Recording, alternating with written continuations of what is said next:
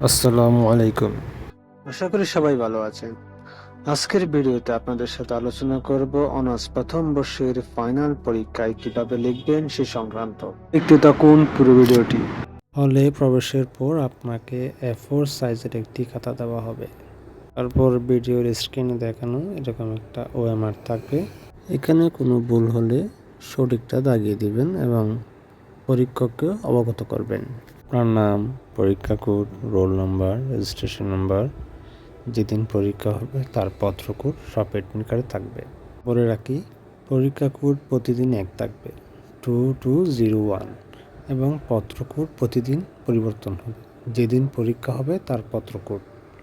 তাই এই অংশটি খুব মন দিয়ে ধীরে সুস্থে পূরণ করতে হবে।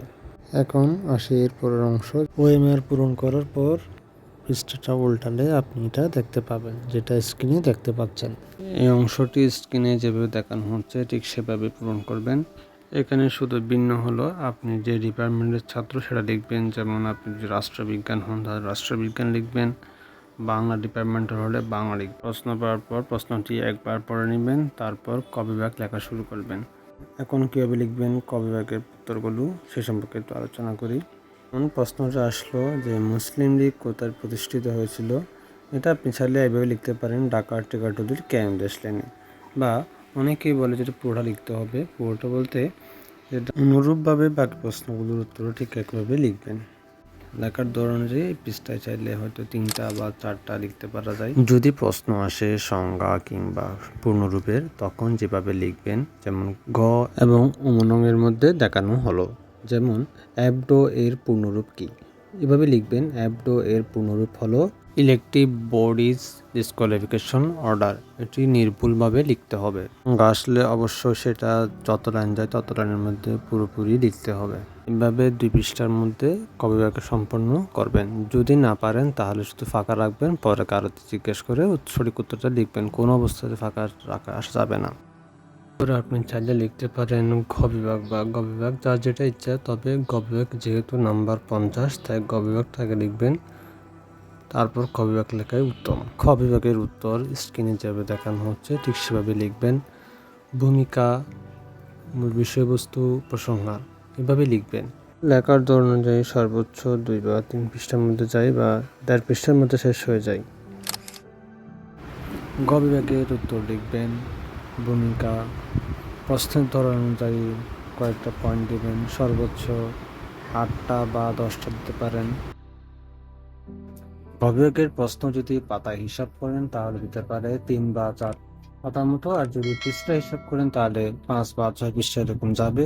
তবে যাই লিখুন না কেন সব যেন প্রাসঙ্গিক হয়।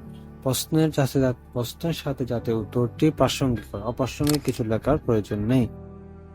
এখন স্ক্রিনে যেটা দেখতে পাচ্ছেন সেটা হলো মূল খাতার শেষ অংশ, শেষ পৃষ্ঠা। এবং এই পৃষ্ঠার নিচের দিকে যেটা দেখানো যাচ্ছে যে ক্রমিক নাম্বারটি কিভাবে করবেন। এটি করবেন, অতিরিক্ত উত্তরপত্র জয়টা নেবেন, সেটার উপরের দিকে লম্বালম্বি কিংবা অনুভূমিকভাবে নাম্বার দেওয়া থাকবে। ওই নাম্বারটা এখানে অবশ্যই তুলবেন। যতটা খাতা নেবেন, যতটা অতিরিক্ত উত্তরপত্র নেবেন ততটা এখানে তুলতে হবে। যদি না তুলেন তাহলে যদি কোনো ক্রমে যদি খাতাটা ছিঁড়ে যায়, আল্লাহ না করুক, তাহলে আপনার এই খাতায় যে যা লিখবে সেটা নাম্বারটা অ্যাড হবে না। সেজন্য অবশ্যই নাম্বার তুলতে হবে, যাতে এটা পরবর্তীতে এগুলো খুঁজে পাওয়া যায়। এখন যেটা অ্যাটেন্ডেন্স শিট দেখতে পাচ্ছেন, এটা পরীক্ষায় হল প্রবেশের কিছুক্ষণ পরে দিয়ে দেবে।